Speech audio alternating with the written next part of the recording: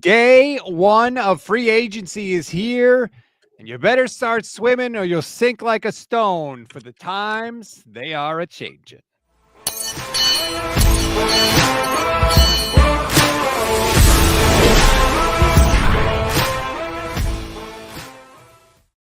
What is good, everybody? Welcome to the Gold Standard Podcast on the Gold Standard and the Fans First Sports Network. I'm Rob Stats Guerrera. He is Vish Kumaran. Legal tampering officially started today, and it just proved once again illegal tampering has been going on for quite some time before this. Free agents are flying off the board left, right, and center, Vish. And for the most part, they are leaving the 49ers and not coming to the 49ers. What do you mean, Rob? They just started talking at 1 o'clock Eastern today. And by 1:01, they were able to iron out all the details and come to preliminary agreements with quite a few numbers ironed out. Yes, multi-million That's just how business moves, man. That's right. Professionals. It's quick, man. You got to go fast. You know how Prague does it? Oh, right. Prague. Yeah. So he's killing it. Prague, according to Deebo Samuel. Look, the 49ers have seen some big names leave this team, names that we have come to know and love, and it should come as no surprise to you and to anyone, Vish, because Adam Schefter said it last week on his podcast. This roster is going to take some hits, and everybody's going to feel it. And guess what? We've taken the hits, and we are feeling it right now. Just if you're watching on the stream, you could see some of the losses that the 49ers have endured today. Jaylon Moore, 2 years, $30 million to the Chiefs. Eli Mitchell goes to the Chiefs. Talanoa Hufanga, 3 years, up to $45 million to the Broncos. Dre Greenlaw, the heart and soul of the 49ers defense, is joining Hufanga in Denver. 3 years, he gets $35 million. Good for him. Aaron Banks goes to the Packers, and Mooney Ward, congratulations, Mooney goes to the Colts. 3 years, $60 million. Vish, I said it in our cold open. The times they are a changing. Yeah, 100%. And I think these are all guys that we kind of have expected to leave in this offseason, just based on discussions over the course of the season or in previous off seasons. I guess we can go through this list, starting with Jaylon Moore. If the price wasn't this, Rob, the Chiefs paid him to be their starting left tackle.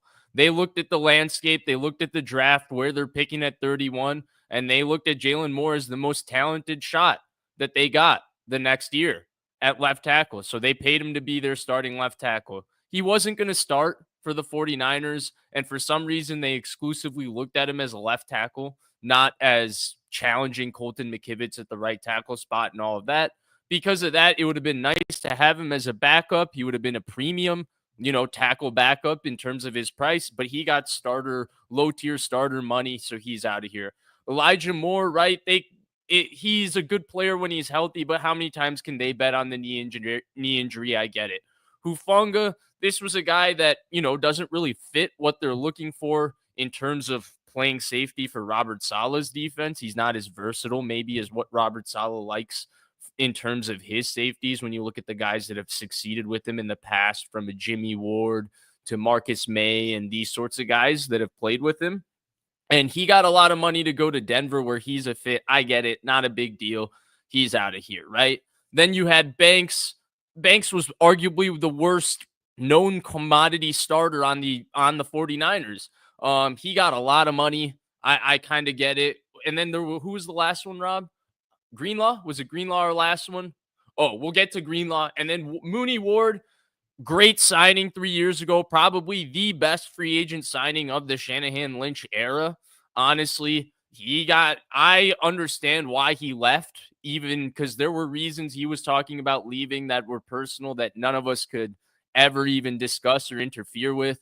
I get it. The 49ers, it was him and Diamador Lenore kind of coming into this year. They paid Diamador Lenore. This was expected, which brings us to Greenlaw, right? This is kind of the big exit of these guys in terms of the piece they lost. What do you think of it? You're muted, Rob. Rob, muted. Damn it. Every show I do it. They wanted to keep Dre Greenlaw. Matt Barrows said multiple times that Saleh wanted him. It was a full court press to keep Dre Greenlaw. And this is the new reality that the 49ers are living in. I think if this was last year or 2 years ago, Saleh or Shanahan goes to Jed and says, we got to have this guy. And they would pay him. And this is a prime example of Jed and Parag and whoever else is there saying, we can't pay that much money for a guy that could only stay on the field for 34 snaps last year. This is the new reality. These are the hits that Adam Schefter said the 49ers were going to take. Jed York has the money to pay Dre Greenlaw. He doesn't want to pay Dre Greenlaw. And so now a huge chunk, the most physical part of this 49ers defense is gone. I agree. And I think Greenlaw is complicated, right? Because Greenlaw is a football coach's dream and an analytics person's nightmare in terms of paying him, right? He's a football person's dream because you can't replace the toughness, the heart, the fight, the compete that the guy plays with. He has an impact on his teammates simply based on his toughness. He has a pretty much unstoppable will. The guy's story, you can see why he's so hard-nosed and what his inner strength comes from, and it shows on the football field. He's the toughest guy. He's the meanest guy, so I totally get that. But in terms of like when you look at what he's bringing as a football player, right? This is a guy who gets into about 15 car crashes a game. Yep. He's a liability in terms of penalties, right? He's an off-ball linebacker who's dealt with multiple injuries in the last few years.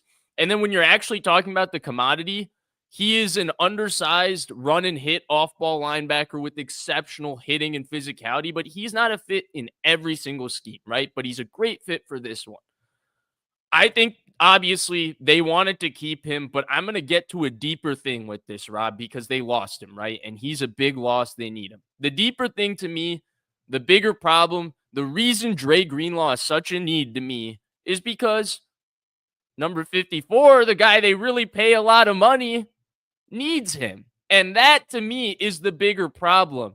Because when would we say that for a Patrick Willis, he needs another linebacker to bring physicality or bring the physicality of the defense? When would we say that for Navarro Bowman or Ray Lewis or Bobby Wagner or Luke Kuechly? That's who Fred Warner is supposed to be. And that, to me, is the bigger problem, right? Because as great as Greenlaw is, and Greenlaw is a great player, he has great heart, all of those things, if Fred Warner was really that guy, you would feel like, man, we can get another fifth-round pick that's a little undersized, that runs really well, that's instinctive, that hits, and put him next to Fred Warner. And he might not be Dre Greenlaw, but our defense can continue. They haven't been able to do that. And to me, that's an indictment on Fred Warner, Rob. Kuechly was able to play without Davis. Willis had a great career before Bowman. Pooping on Fred Warner was not how I expected the show to start. I'm not going to lie. Yeah, I guess you took this in a completely different direction than I was expecting. I hadn't thought of the ramifications from that side of it, to be honest with you. It does put more on Fred's shoulders. It puts more on D Winner's shoulders. It puts more on everybody's shoulders. Dre Greenlaw brought something to this defense that they didn't get from anybody else. It was a run at you at 1,000 miles an hour and smash into you and take your soul. Go back and watch the Super Bowl. As painful as it is, Dre Greenlaw is everywhere when he plays in that game. He is smashing people. The entire defense is feeding off of him. And look, maybe there'll be a different kind of defense, right? And the game he played, right? The Rams game, when he played in the half, they hadn't played the run well the entire season. And it's not like they played the run up front that great in that game. It was just both their linebackers were flying in that game. But to me, like if you're going to say conventionally, right, Rob, like a middle linebacker brings the physicality and is going to set the tone for the defense, shouldn't that be Fred Warner? Like why does Warner need a Greenlaw if that makes sense? You know what I mean? Greenlaw can set a physical tone, but Warner should be capable of setting that physical tone without Greenlaw. And he hasn't been able to when Greenlaw's been hurt. He's not that big. He doesn't hit the same way Greenlaw hits. A lot of times when Fred Warner flies at you, he kind of bounces off. But Greenlaw did not bounce off. But you're paying this is what the decision you make to pay the guy, right? When you're paying him and you're saying we have a 3-time All-Pro linebacker, Fred Warner, you know you're gonna probably have to let Dre Greenlaw walk. right? You can only pay one of them at some point. So you know you're letting him walk. But the idea is because you have Fred Warner, you can get another guy with Dre Greenlaw's skill set and continue having a pretty good defense because Fred Warner is the unique guy. He's the irreplaceable guy. What's been unique to me the last 2 years and what I didn't expect is in some ways Greenlaw's been irreplaceable because there's a lack of physicality and there's a physical tone completely lost from this defense and something Warner has been unable to set as a middle linebacker. And I'm holding Warner to the highest standards, right? I'm not just saying Warner's having a bad season or something like that. I'm comparing Warner to the Hall of Fame middle linebackers we've seen, from the Ray Lewises, the Patrick Willises, the Kuechly's. Yep. You would never say those guys needed Dre Greenlaw for their defense to be physical. When would we say that about Patrick Willis, man? We all saw his career. Yeah, that's fair. That's completely fair. And I understand that. And I think you're right. But that's who Fred Warner is. Like, it sucks, but like every player, has strengths and weaknesses. His lies more in coverage than in being physicality. That's great. The Niners are going to have to make up for that for sure. And it just sucks. Like Tanisha says, Greenlaw is the player that I'm going to miss the most. He was a huge part of our defense. And like, I just want to take a second to just feel the loss of these guys. Like, this was a special group, and I'm not like get attached to players, guys, but damn, I just appreciated this group and what they brought and how they played. It was a physical, beat your ass team, and it's going to be different now. And I'm bummed about that. Like, I will miss that very, very much. Now, maybe they could rebuild it. Maybe they draft a linebacker in the 5th round this year and he plays great. It could happen, but this group is over now. Like, it feels different. It really feels today like a funeral. Like, a lot of people are bringing that up in the chat. Like, this era is over, and it's an acknowledgement that they know they're not winning the Super Bowl, that this group failed. Like, they got close, but they failed and they didn't get it done. And forever, that will be the legacy of this team. And I think a retool this year, right, is an indicator in a lot of ways. And I completely agree. Like, Elijah Mitchell, Dre Greenlaw, Mooney Ward, these are like, it's like almost like after 2020 when the Jimmy Wards and stuff walked out the door.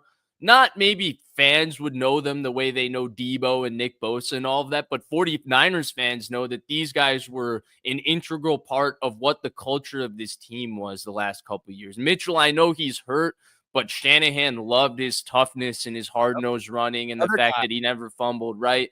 Greenlaw is Shanahan's guy. And then Mooney Ward, before this year, right, like how great he played, all of those things, but then this year alone, what he fought through, how he got himself to come on the field, represent himself, and just be an inspiration to all of us. By that, this year alone, just a great player for fans. And I'm pretty sure a guy that will be missed across the board. So I completely agree. It's a new era of 49ers football. And those were, pros. Those were tough guys. Those were studs. Just the attitude. Debo brought the attitude. Greenlaw, Charvarius Ward calling DeAndre Hopkins steroid boy. Like, right. He had an attitude, man, and a bleep you, punch you in the face attitude. You got excited when you watched the 49ers. Like, look, right. I get it. The Dolphins, they have a high-flying offense, and they might score some points. Dude, when I was watching the intros for, like, Sunday Night Football, Monday Night Football, and we're gearing up for these games, it was so much fun knowing that my team is going to come and punch you in the face, and we are going to smash these guys. And it was awesome. And they could rebuild it, but maybe not. And I will be sad next year when that is not the case, because it was awesome. Yeah, and Ward was one of those guys who came in and he was regarded as like a fringe top 10 corner, and he, like, on the 49ers confirmed his spot as one of the best players at his position over the course of 3 years, right? Like, he did that as well, which is always, like, I think the favorite thing too for us as fans, right? Like, Ward had the perfect free agent journey where the guy is good, he's good, but he becomes a star on your team. He was kind of becoming a star, but he becomes a star on your team. Chris Maldonado, YouTube channel member for 21 months. Thank you so much, Chris, for all that support. That's incredible. Says, good afternoon, fellas. What the F are the 49ers doing? LOL. And okay, I got my sort of sentimentality out here. Now let's sort of break this down. You nailed it. I think that Dre Greenlaw was the only guy the Niners wanted to keep out of this group. I don't blame the 49ers for letting everybody else, all those other guys go. I completely get it. They made huge money. The Aaron Banks contract is insane. It's insane that he's going to get like what's $19 million a year from the Packers. The 49ers should not have done that. And I think largely this regime has been good at finding that guy. Hey, this guy was a starter for us, but we know what his market's going to be, and we know he's not worth that, and we're not paying it. And they let him go, just like Mike McGlinchey. That was the right thing to do. Dre Greenlaw is the only one that So I agree, but the thing with Banks, right, is I think the preliminary numbers are probably a little bit more shocking than what the deal is going to be, because that's what free agency is. Every deal today is more shocking than what the deal is going to be, whether it's Greenlaw, whether it's Hufanga, any of them, even Luke Farrell or whatever. There's no way that guy is getting, $7 million just guaranteed across 3 years, right? Like, that deal is going to be a lot more complicated when we get into it. But I think what makes the Banks thing, like the issue, or not going after Dahlman today or not going after Ryan Kelly, the issue is, like, you could argue it's all good bargains, right? Don't pay this guy, don't pay this guy, don't pay this guy. But the reason Green Bay is paying Banks is I don't think Green Bay, honestly, Rob, looks at Banks' film from the last 3-4 years and thinks, damn, like, Banks, total stud at guard. But when you look at the left guard market, Banks is what's there. And you look at the draft and it's like, holy shit, dude, if I need a left guard, well, we're making do with Banks, guys, because that's going to give us a chance. And that's what the offensive line market has turned into. And I've been wrong about this conversation the last 2 years. That's why I'm kind of pausing us here, because I want to talk about this. I think it's interesting. I've always been within your boat where it's like, yeah, Banks, why would I pay him? I don't want to pay him that money. Let's go with Ben Bartch. Let's see what happens.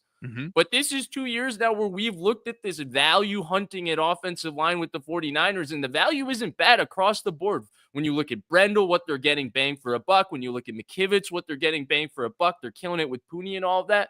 But it's a problem for this team, right? Is it time that maybe we need to reverse the thinking when we look at the offensive line and say that's the one position they need to overspend for mediocrity? Well, that's the thing, right? It's one thing to say, hey, we got a real bargain here. And that may be true. But just because you don't pay a lot of money for a guy to be like slightly below average doesn't mean that's good for your football team. It means it's good for your bottom line. And this is my whole thing with the 49ers, is that they're telling everybody that Parag's going to be the one making the football decisions, that money first and foremost is going to be the driver of the deciding factor for the 49ers. They didn't go after Drew Dahlman, who signed with the Bears today. They didn't go after Ryan Kelly, signed for 2 years and $18 million. If the 49ers were serious about spending money this year and going for it this year, they signed him. Right. He's 31, right? So his timeline, if their timeline is the next couple of years, then Ryan Kelly fits their timeline. It's like getting a younger version of Alex Mack 4 years ago. Alex Mack was 35 when he came here. So you're getting Ryan Kelly, but they didn't do that. Where it's interesting to me, Rob, is, and if we want to just bring this conversation a full circle, if you want to take that logic with the offensive line, they want to rebuild this thing. Okay, I kind of get it. Maybe they want to retool, spend a little bit less money. I get it. I'm not going to get into the contract, okay? I'm just going to get into the fact that this is where they decided to go first day of free agency. This is supposed to be a deep tight end class upcoming. If you want to get younger, whatever, why are you going and spending money on tight end 2 first day of free agency? This is what I don't get, Rob. Like, it's not even that tight end 2 isn't a need. It's not that tight end 2 is a player that you don't need. But if you feel like you needed to go get the tight end 2, right, then why not try get Ryan Kelly too? Why not build this as a win now roster? To me, getting a veteran tight end 2 in a deep tight end class draft when you're kind of in between retooling, rebuilding, I'm not even like getting into the player, the need, all these things. I'm just looking at the logical elements here. I don't get it. Luke Farrell, man, you need a pass blocking tight end too. Like, that's what they're selling me with this signing. It's like, okay, but that was where you think the problem was? That No. But even if that's where it is, right? Then you're saying you're close. But they haven't moved this entire offseason like they're close. They've moved this entire offseason like they need to move money and use this season to eat some dead money and build a younger roster. Well, if that's the case, we have not had this deep a tight end draft in a few years. Would this not be the draft that you go get a young tight end and see what you can develop? Why are you locking the position in behind George Kittle? But then if that is the case, if you are going and getting a tight end, you say, we don't want to rely on a young guy. We want to go get a tight end too. Then shouldn't the rest of their moves this offseason be more urgent, more diligent in terms of retooling the roster and trying to spend as much again this year? I'm not complaining about the player. I'm not even complaining about the contract yet, right? We don't even have enough to go off of these things. I'm just trying to understand the logic of this is what you chose to, like, this is the first day of free agency. Everybody gets their pick of the litter, and this is what you thought like you needed to go in on.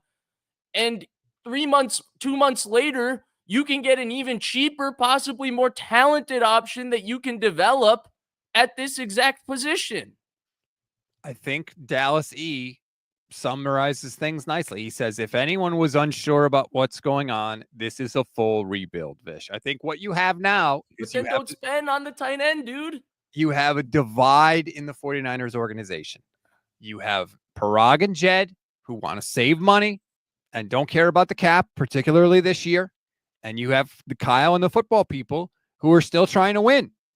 And so when that happens, your team is screwed. That means your team has to succeed in spite of itself. And it's hard enough, and I don't have to tell you this, 49er fans, you know, it is hard enough to win when you're all pulling in the same direction.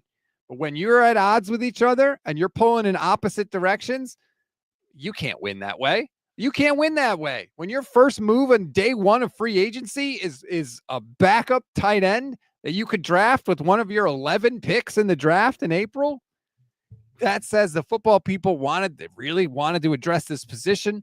And so this is what they did. So I guess we should go there, right? Because that's probably the more interesting conversation, even than losing Greenlaw or acquiring Luke Farrell. A lot has happened in terms of reporting between our last show and now. I'm assuming based on your recent thoughts there, you believe that this season was a reduction of power. Mike Silver was very careful not to use that exact wording while almost saying the owner was taking more power, but you do view this as a reduction of power for Kyle Shanahan. Oh yeah, no, he used it with me on Twitter because he said, because I said, this is a reduction of power. And he said, no, it's not a reduction of power. It just means you can't run up the stairs and stop Brandon Ayuk from being traded. To which I said, exactly. That's a reduction in power. And he said, okay, that's fair. So he was saying you could view it that way, or you could view it as an owner taking as much power as they want, which is the other way of saying instead of reducing Kyle's power, Jed's taking more power, which to take more power, he's reducing someone's power, right? There's only a finite amount. If there's only X amount of power in an organization, anyone that takes more leaves less for everybody else. It's a zero-sum game. And it's just, I just don't like the divide. And I don't like the way they're trying to pee on your leg and tell you it's raining. They're trying to couch this as like, oh, we're just going to be smart. We're still going to spend. We're just going to be smart. But like you just pointed out, how smart is it to bring in a backup tight end when you've got 11 draft picks in a tight end heavy class, and you could get a guy to do that exact same role for even cheaper? Well, if that's the idea, right? If the idea is that we need to get cheaper across the board, why is this the position day one of free agency when you have to overspend, right? Like, look at the numbers of these contracts. Whether they're the actual numbers or not, $77 million for Aaron Banks is ridiculous. $45 million for Hufanga is like, these are crazy numbers. You have to overspend on the first day of free agency. And this is the position you went to go plunge in. You know what I mean? Like, this is the first chance you got. First chance around the Monopoly board. And you roll a 2 and you're like, Baltic Avenue, I'm putting 3 hotels on it. That's what just happened. That's what this was. Now, look, it's reported, the Luke Harrell contract is reported as a 3-year deal up to $20.5 million or 20.25. But that's not the guaranteed money. I think it was like 11 million guaranteed. It's not like the 49ers broke the bank for this, but it's the fact that it's their only real signing. Yes, they're bringing back Kevin Givens too. Those are the two. That's it. That's what the 49ers have done. Let's bring Which is retread. good depth piece for their defensive line. Great. That's fine. But what bugs me more is the combination of the lack of people that they did sign with also Drew Dahlman immediately peacing out. Ryan Kelly immediately going somewhere else. Like the targets that you hope the 49ers would bring in are not, it's not happening. And no one would say signing a free agent center was a bad move. No one would say that's a dumb move, right? It'd still be a smart decision. So you could still sort of fit it under this sort of banner that the Niners are trying to sell you. Yet they didn't do that. They didn't do any of that. And you know what they did? They went cheap, which is what I said they were going to do. They went under the banner of cheap, cheap, cheap. And I feel like what Jed is going to do is he's going to throw a little bit of money at Joey Bosa. He's going to say, see, Kyle, you wanted Joey Bosa. There you go. I gave him to you. Now get the hell out of my office. And this season is just going to be what this season is. It's going to be rough. To me, it's even worse than that. Because look, Rob, their free agent signings have been awful, right? Like Shanahan has had a tendency to spend too much money on players that have played well against him. We've pointed out this pattern, whether it's a Quan Alexander, whether it's a Javon Hargrave. So I even get like Jed York saying, hey, dude, you're not spending my money this free agency. You don't ever use the free agents anyway. It's just a waste of my money. Let's build this thing through the draft. Let's say I even buy that, right? Like, let's say I'm with you. I'm getting that logic, all of it. What I don't get at the end of the day is like, this is day one of Black Friday. The shop's just open. Everybody is perusing through. And you saw, damn, dude, gloves. Look, man, the $3 gloves, man. We can get the $3 gloves. Let's go get them right now. Even though maybe we can even get the $3 gloves for $1 if we wait a month. Maybe we can even get the $3 gloves for $2 if we wait a week. Like, do you think this was the position that there was going to be a dip? This is what I don't get. This is what I don't get. But then if tight end 2 is such a need, right? Like if it's such a need, if you say we lost this many games because of tight end 2 the last couple years, then you move like a team that's trying to win this year. Let's all in on this year. That's urgent about this year because you just filled the position. That was your issue. You got the guy to block. You got your 12 personnel. And then here's the other problem, okay? 44 better be out of here. What are we doing paying $20 million to the second tight end and then paying the fullback this much money? Well, there was speculation about that. I did see that maybe some of the thought behind the signing of Luke Farrell was he could do some of the things Juice can do. So we'll have to wait and see on that. I thought that Kyle Posey had an interesting tweet that kind of maybe summed up some of what the 49ers might be thinking. And hopefully, if you can't see this in the chat, let me know, because StreamYard's been kind of weird lately. So if you can't see it, let me know. But Kyle Posey said, quote, I'm tired of my tight end 2 getting punked when I need them to do the bare minimum on offense and special teams. So find me someone with a winning pedigree. Signing. Scouts, we have somebody and he's 250 pounds. Shanahan. Where'd he go to school? Scouts. Ohio State. Shanahan. Sign him. Maybe that's the thinking, that like our tight end 2 was so bad. This guy does look like he can block a little bit and he looks fairly competent. Bring him in. Pick him up. Rob, I'm not even going to say, I'm not arguing against that at all. Totally by that logic, right? Even by the logic, like, hey, this guy's a hell of a blocker. They need him. He's going to be a contributor. Okay, let's even call it a good signing without even knowing the money and all of it. Was this the most important need that they needed to immediately address? And was this the best possible way that they could address tight end 2? Like, you could guarantee that looking at the scope of the offseason that, like, hey, there's going to be no other chance to address tight end 2 in this offseason. That's why we got to go get Luke Farrell. No, this bullshit. Right. But guess what's going to happen now? This is my big problem with it. In a deep tight end draft, they paid the guy. They're not going to draft a tight end. So what happens now when you're sitting doop-de-doop-de-doo in the third round and there's a really good tight end that fell and maybe you can take him? Well, no, you're going to take the freaking running back instead because you already paid Luke Farrell 1 month ago. Yeah. So this is what I'm talking about. I'm not talking about the player. I'm not talking about the position. I'm not even talking about the money. I'm trying to understand the logical thinking of what's your theme? What are you going for this season? And then how are you fulfilling it? I don't get it. This is the kind of move you make. Well, then why aren't you all in on this year? Stephen Duckett says, feels like a crossroads season. Could very well be the last season with Shanahan as head coach, depending on how this rebuild goes. It is kind of funny that it's like, hey, Kyle, you better win, but we're not spending any money on anybody. Good luck. Paul. Yeah, it's a unique situation, right?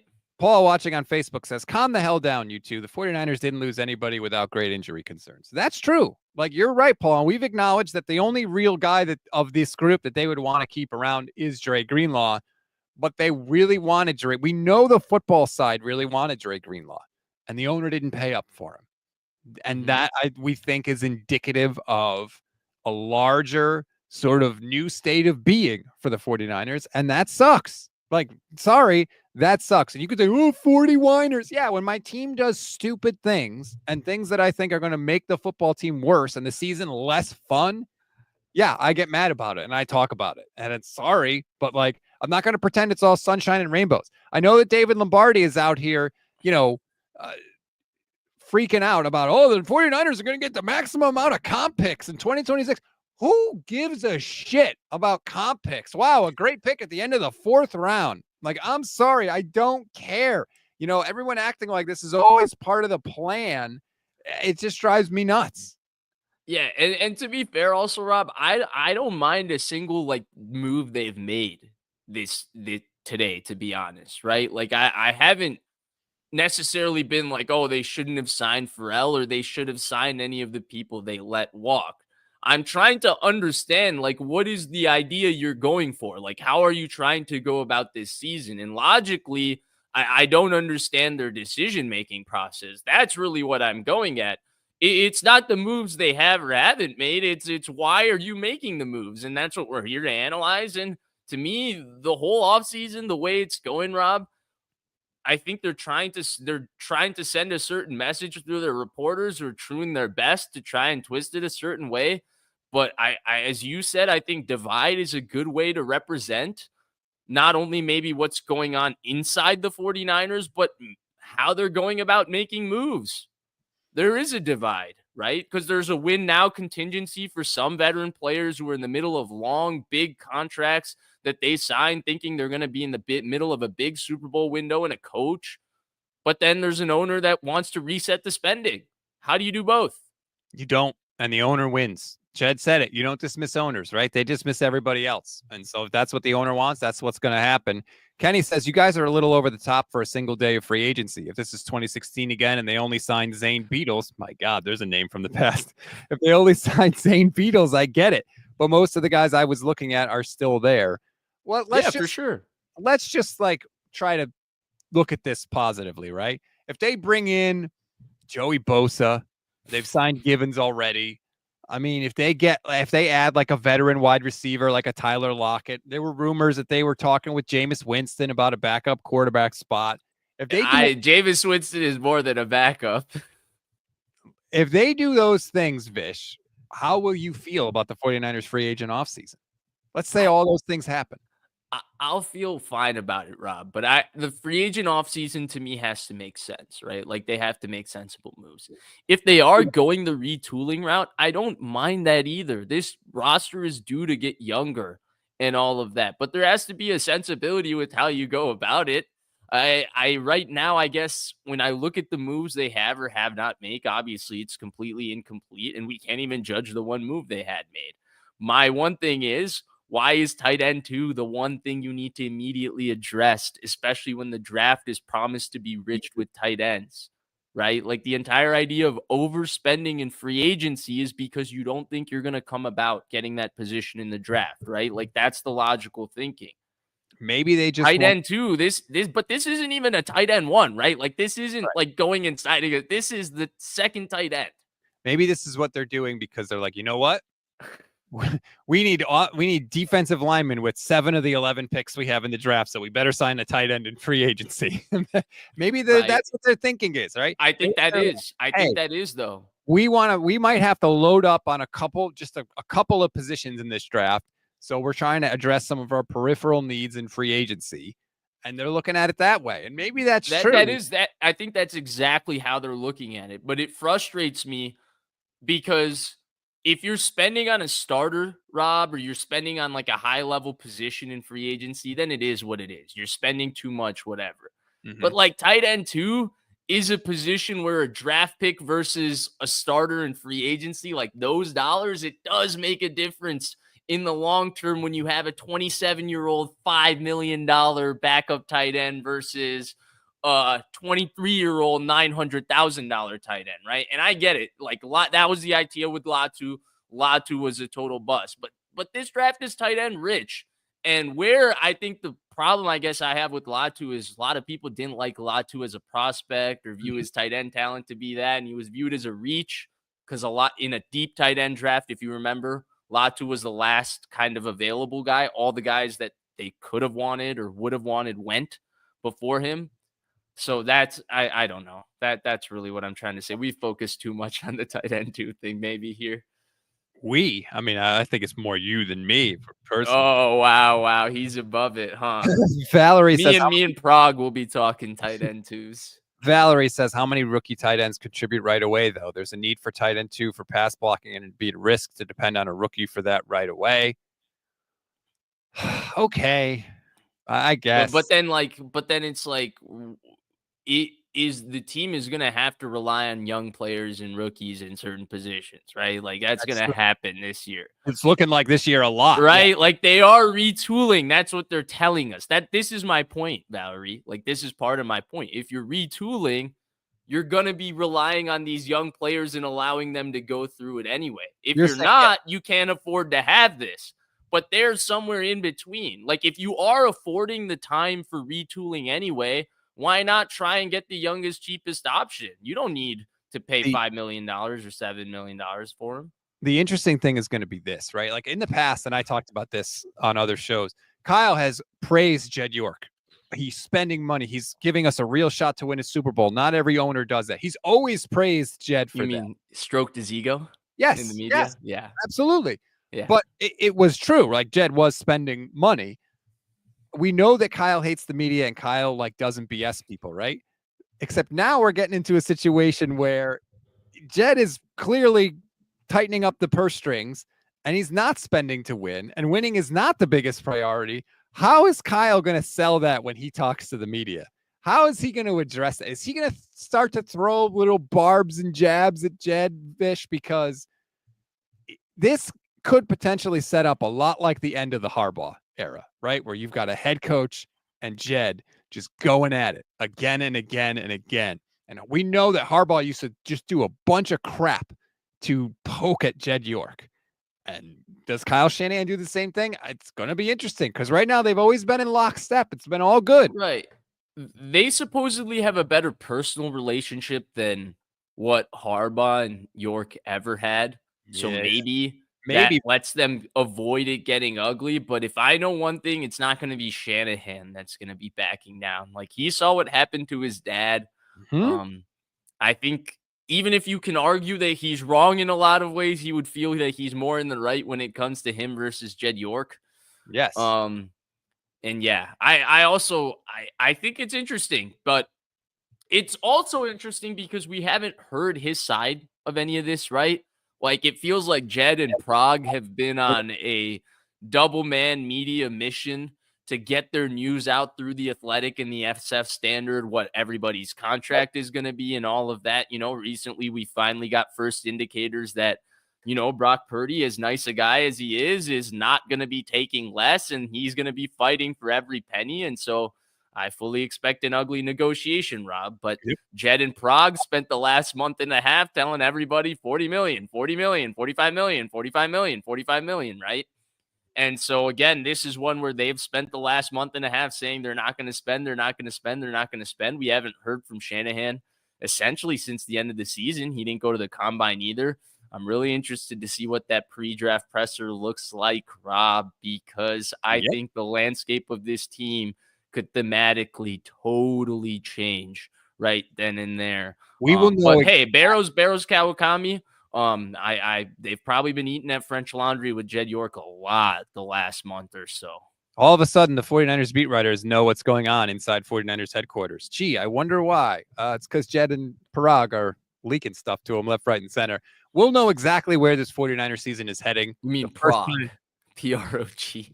For anyone that doesn't know, Vish keeps referencing that because Deebo Samuel wrote P-R-O-G Prague in his little Players Tribune tribute to the 49ers, which is tickling Vish, apparently. It's just so funny to me. Why? I don't know, actually. You know what? I don't know why it's so funny to me, but it's just like the most like Deebo Samuel thing to like, I don't need to know your name. You're not important to me, Prague. Yeah, pretty much. I mean, he knows he's the money guy and he knows what he needs to know.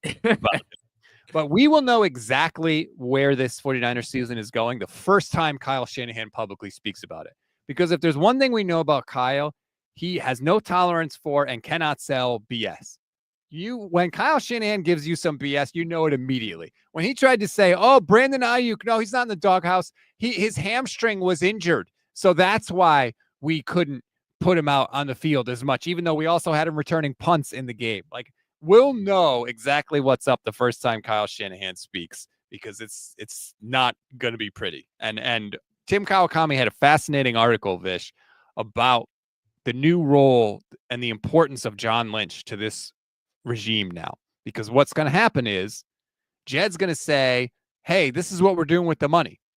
And Kyle's going to say, hey, why aren't we getting more people? And it's going to be John's job to take the message from Jed, smooth it out, and sort of sell it to Kyle Shanahan, and vice versa. And when Kyle MFs but every Jed and everybody and just, throws a fit, John's going to have to smooth that out and take that message up to Jed York and try and sell it to Jed York. John Lynch is going to be in a much more prominent role in this regime right now. Well, I think, look, here's something I've lamented about this entire offseason, right? Because you talked about the John Lynch being a more prominent role. I think this is an opportunity for Kyle to grow. I've lamented about this offseason, like the value mistakes he makes, right? Like, who the hell, like, on an emotional whim trades a month before the draft because they want to decide between 3 different quarterbacks that they could possibly take? Like, who does that? It's the most bizarre trade up in NFL history. That was a Kyle Shanahan move, right? Like, the Niners have made football moves that are emotional, that come across like they're going off of Kyle Shanahan's emotional reactions and his emotional ebbs and flows, rather than very being cold, calculated, all of those sorts of things. And so I kind of understand, like, if you're Jed York and you see kind of irresponsible decisions from Kyle Shanahan at certain times where you can question and say you want to pull back. And I also can see how that frustrates Kyle Shanahan. But I think without firing him, this is the best way where you can, like, restrict the lines that he has to color in between and maybe force him to think really, really hard of how he can just creatively color between those lines. Because maybe without those resources, he doesn't need to just go spend on Javon Hargrave, because, man, 2 years ago, dude, in Lincoln Financial Field, he kicked our ass, man. I got to go get this guy. Like, we got to go pay him money, man. Like, come on.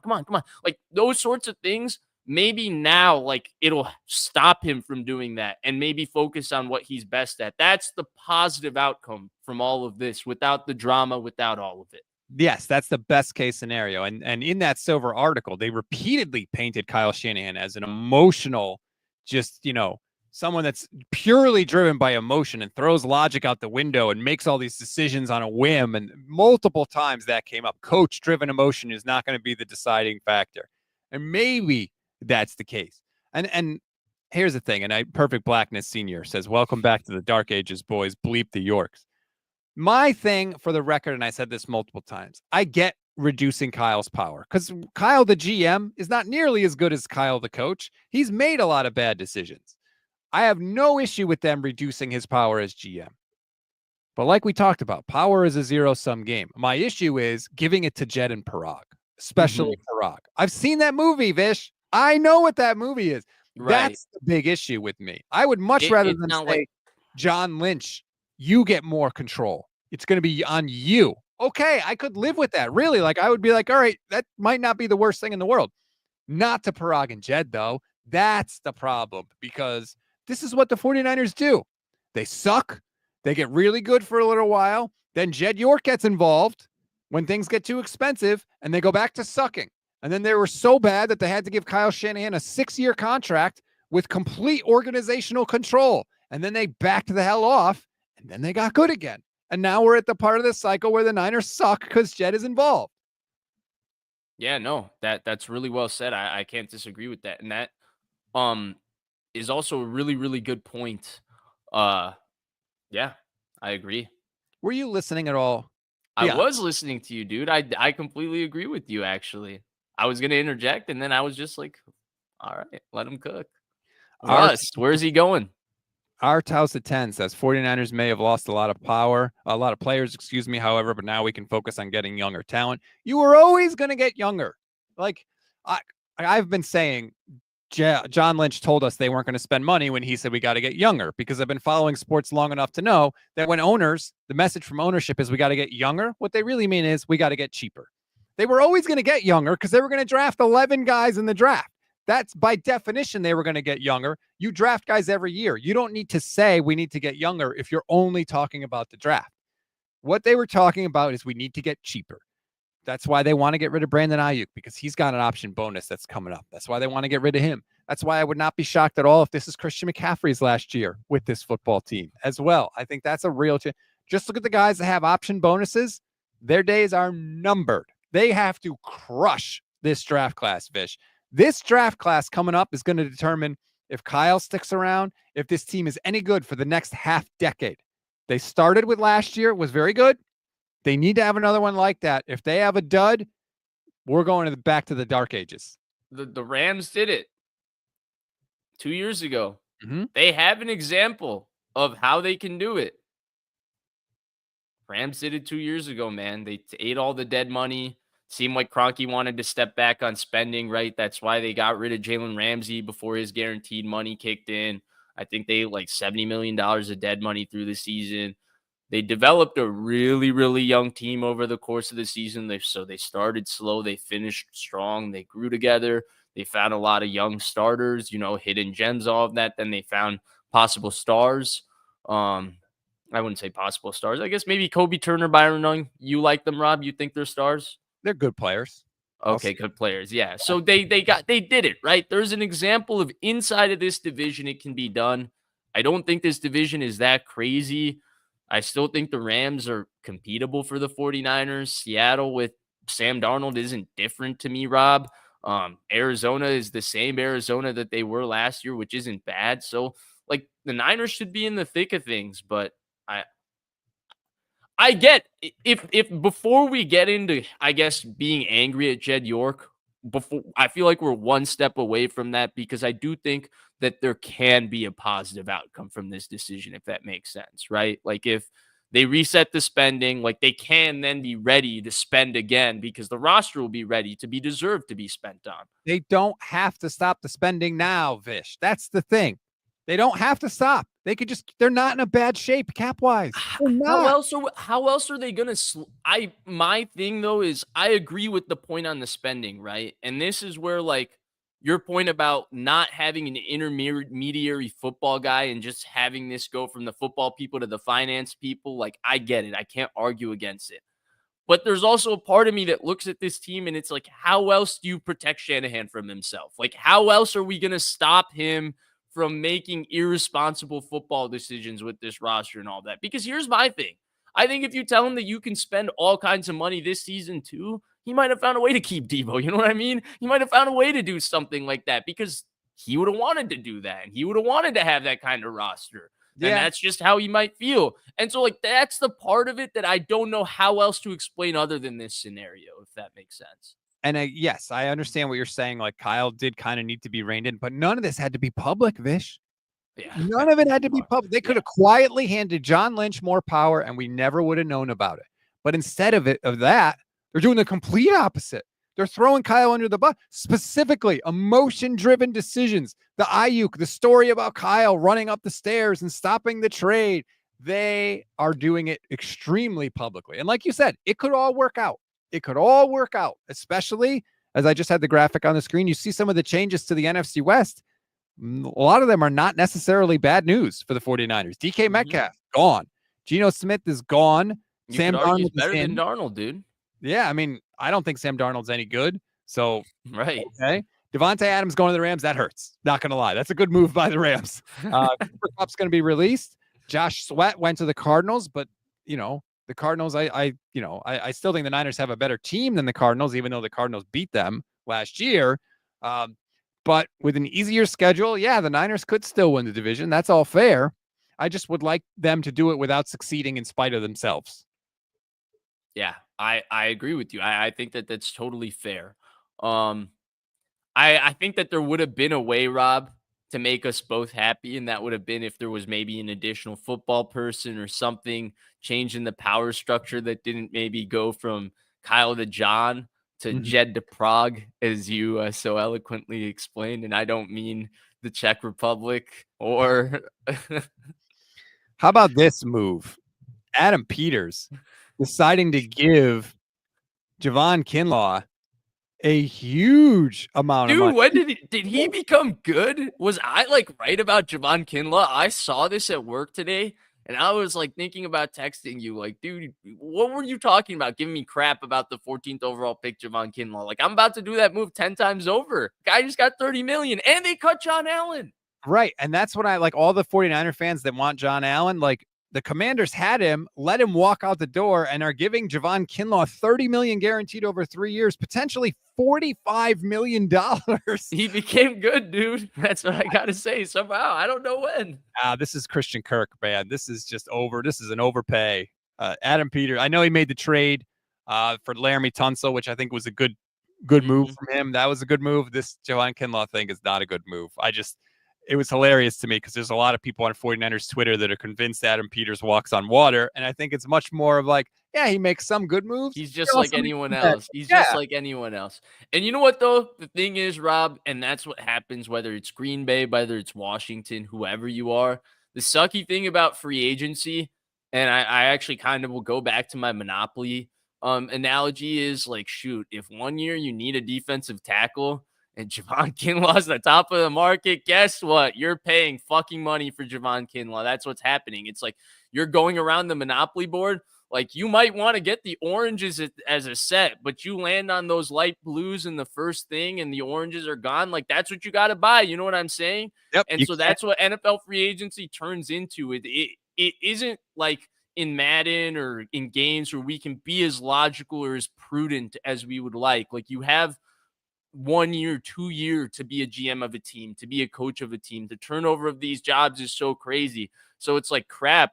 Adam Peters in his heart of heart might be just so smart, and he might know, let's pretend he's the smartest guy in the world. Javon Kinlaw is not worth that money, but that year you need a D tackle and John Allen's old and he's getting injured. Fuck. There you go. That's what happens. Yeah, this is what we're doing. Brisbee Life says the 49ers are waiting to land on free parking. By the way, just real pro tip. I am a Monopoly master. The most landed on properties in the game are the orange ones. St. James, all those. They're my favorite set. Yes, that's the one to get. So just, for future Monopoly reference, just thank me later. Trust me, it'll pay off. Are you a railroads guy? No. Utilities? No. Get the Monopoly, the first Monopoly as fast as possible and build up on it as fast as possible because that's going to lead to more and more and more. And that's how you win Monopoly. I once won a Monopoly game that lasted 3 days. I see. I mean, when you say get the first Monopoly, you're using the name of the game in the vocabulary you're using to describe the game. We're talking to a professional, okay? Dude, I love Monopoly, so never play. I haven't played with my kids yet because they don't have the attention span, but when they do, they're going to find out that their dad is a big Are you going to let them win? No, I never let my kids win at anything. Forget that. Because there's going to be a day when I can't beat them.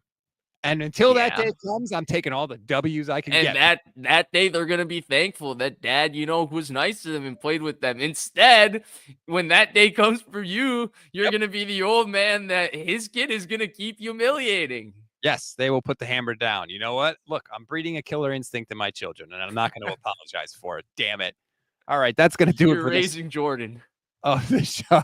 Yeah, except on a much lower scale. Please like and subscribe to the YouTube channel. Your son and rate, daughter. review. Maybe soccer, They're not coming. basketball. But give us a like, give us a follow. I promise if you do, we will make you a better, smarter fan. Like and subscribe to Vish's YouTube channel. Just search Vish Kumaran on YouTube. It comes right up. Please and thank you for that.